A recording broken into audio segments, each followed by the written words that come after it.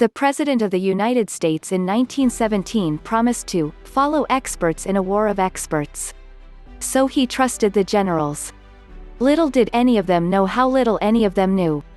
The doughboys were pictured on ships on the East Coast, waving to the cameras, full of smiles and life, maybe even exhilarated by the opportunity that war affords.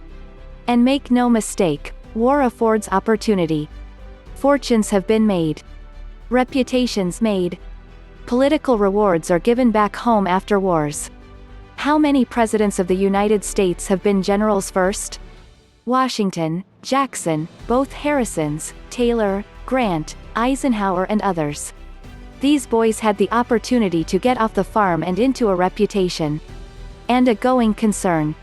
The U.S. military provides for a lot of opportunity for advancement.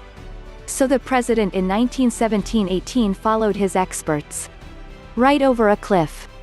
The boys, like many boys in that war, were sent a-charging over the berms. Into machine gun fire. It's said that generals fight the last war. But you'd have thought that some of them would have studied Pickett's charge.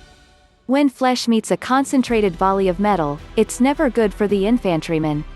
The Americans were placed into the middle of the Great War when the Allied militaries of Western Europe were in chaos. As General Pershing put up his tent and map table, his troops were rushed into action, often meeting beaten infantrymen of the British or French variety going in the opposite direction. The story goes that one French officer yelled at a Marine captain to retreat, and the Marine shouted back, "Retreat hell, we just got here." The Russians, suffering through a revolution, would soon be out of the war. The Germans and co. could entirely focus on the Western Front. Poison gas was a main consideration.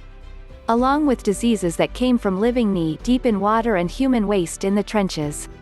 Communications being what they were 100 years ago, officers often didn't know where their troops were.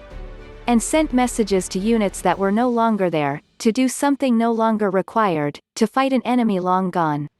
And the Germans, alerted to the number of Americans coming ashore by the free and independent American press, no less knew their time was limited, so threw everything at the green units.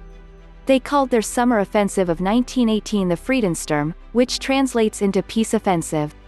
Artillery bombardments were so frequent and lasted so long that many soldiers in the pits and trenches went insane. It wasn't a pleasant experience, being an American soldier at that time.